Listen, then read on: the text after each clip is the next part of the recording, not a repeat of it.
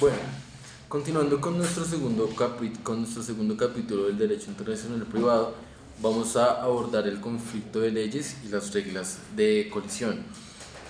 Uno de los principales objetos del estudio del derecho internacional privado es aquel fenómeno comúnmente conocido como conflicto de leyes. Para comprender su dimensión y magnitud, es preciso ilustrar la causa de esta, la definición y los elementos que la configuran. Entonces, primero, son leyes cuyo cumplimiento simultáneo y en el tiempo y en el espacio resultan imposibles, siendo un concepto que acostumbra a manifestarse en el ámbito del derecho internacional privado. Encontramos que las causas más comunes o las principales causas de este conflicto de leyes es que entendemos la ley como una de las manifestaciones más puras de la soberanía del Estado. Es mediante la ley que el legislador expide las reglas bajo las cuales se crean, se modifican o suprimen los derechos, obligaciones y prohibiciones en cabeza de sus súbditos. La ley tiene dos principales características, su permanencia y su generalidad. La ley es obligatoria para los súbditos del Estado que la expide y es general en cuanto a que es aplicable a todas las relaciones, situaciones y hechos con relevancia jurídica que ocurran en el territorio en el cual se ejerce la soberanía. La ley tiene un límite también de carácter espacial y territorial. Territorial, recordemos que es porque la jurisdicción es el deber constitucional que tiene el Estado de aplicar pues, su soberanía a través de la ley a lo largo y ancho de su territorio. En cuanto a que también es obligatoria dentro de ese mismo territorio por el Estado que la expidió. Entonces la ley tiene un límite subjetivo que amplía y extiende la soberanía del Estado y los efectos de su ley para los súbditos del Estado, sin importar en el lugar en el cual se encuentren. Los límites tanto territorial como el subjetivo son la causa principal de los conflictos de leyes. Varias definiciones y elementos de los conflictos de leyes.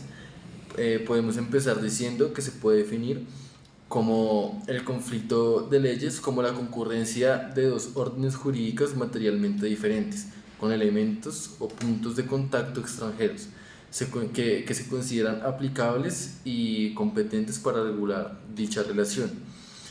Los conflictos de leyes se componen principalmente de los siguientes elementos. La primera es relación jurídica. En esta debe haber un hecho o acto que tenga relevancia jurídica, que cree, modifique o elimine algún derecho u obligación de carácter real o personal. Debe haber inevitablemente un hecho contenido y regulado por mínimo dos ordenamientos. El elemento extranjero o internacional. Dicha relación jurídica debe tener un elemento o punto de contacto extranjero o internacional. Dicho requisito se satisface cuando los puntos de contacto de una relación se localizan dentro del territorio de distintos estados. Son elementos extranjeros relevantes en un conflicto de leyes la nacionalidad, el domicilio y en ciertos casos la residencia habitual de los sujetos que intervienen en la relación jurídica. Los puntos de contacto son extranjeros cuando están localizados por fuera del estado de foro. El estado de foro se entiende como el estado aquel en el que la controversia vaya a ser resuelta por vía judicial. La pluralidad de estados y leyes aplicables. Para que se considere un conflicto de leyes es necesario que haya dos o más estados independientes entre ellos con soberanía autónoma de la otra. Dicho por eso mismo es soberanía, porque es un estado reconocido por otro y ambos son autónomos el uno de sí. Es necesario que los distintos estados y sistemas jurídicos tengan leyes materiales distintas entre sí, y también es necesario que de estos estados dos o más de dichas leyes se consideren aplicables y obligatorias en un caso determinado y concreto. La aceptación del derecho extranjero. También eso significa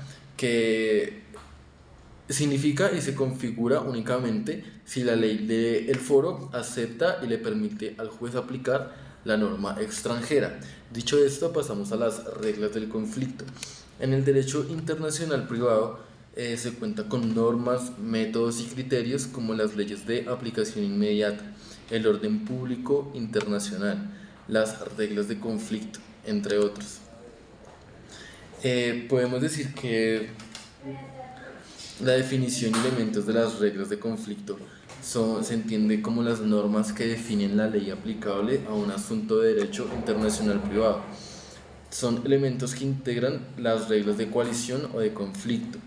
Estas reglas y elementos tienen un carácter meramente normativo y tienen una incorporación y se dan en una incorporación en un orden jurídico interno, porque recordemos que el derecho internacional tiene su origen en el derecho interno de cada estado y su objeto es el que es meramente internacional.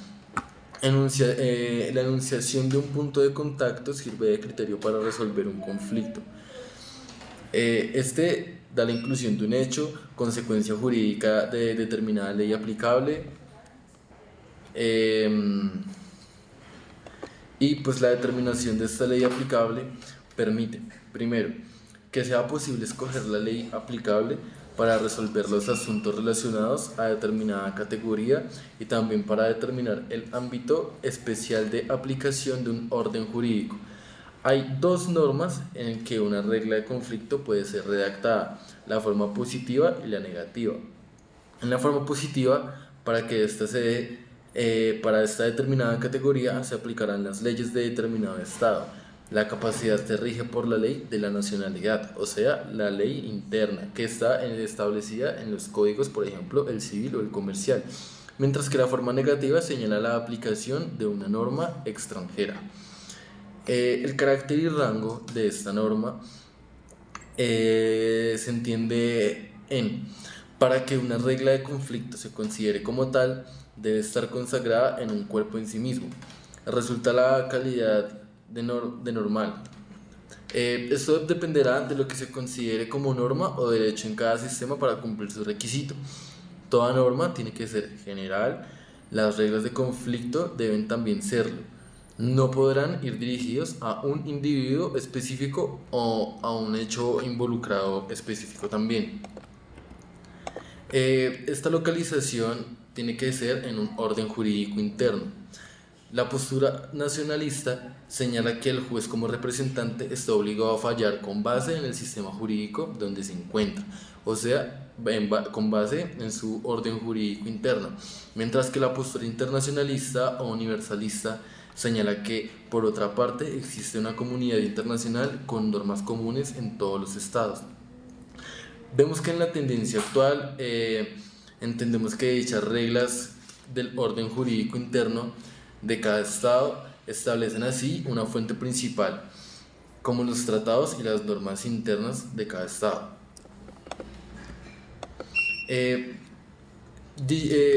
Teniendo en cuenta que todo esto necesita puntos de contacto, vamos a ver qué son los puntos de contacto. Los estatutos y puntos de contacto sirven para resolver el conflicto de leyes causado por una pluralidad de leyes que se considera eventualmente aplicables a un mismo caso. Se localiza un punto de contacto en dichos ordenamientos, el cual hará el ordenamiento aplicable. Los puntos de contacto pueden ser la nacionalidad, el domicilio y la residencia habitual, pues, de los involucrados en dichos casos. El estatuto personal hace referencia a todos los derechos y obligaciones estrechamente relacionados entre sí con las condiciones jurídicas del individuo, por ejemplo, el matrimonio, la afiliación, alimentos y el divorcio. Los puntos de contacto de este tipo de situaciones, al igual que el anterior, también son la nacionalidad, el domicilio y la residencia habitual de los implicados. Entonces podríamos pasar al estatuto real, el cual está integrado por los derechos reales como también por los derechos accesorios, derechos de uso, goce y disposición de los bienes, así como figuras como la prenda, la hipoteca y la servidumbre. El punto de contacto de estas situaciones se encuentra principalmente arraigado en que los bienes inmuebles son los que componen el territorio de un estado. De esta forma, se da la prioridad a este último de regular todo lo que concierne a ellos. Los bienes se rigen según su propietario, donde su propietario tenga su domicilio, ya que, pues, dicho esto, los bienes inmuebles son los que componen, pues, el territorio de dicho estado. Pasamos así al estatuto de las obligaciones. Todas las obligaciones que tengan como fuente un contrato, un acto jurídico o un hecho antijurídico que genere responsabilidad extracontractual.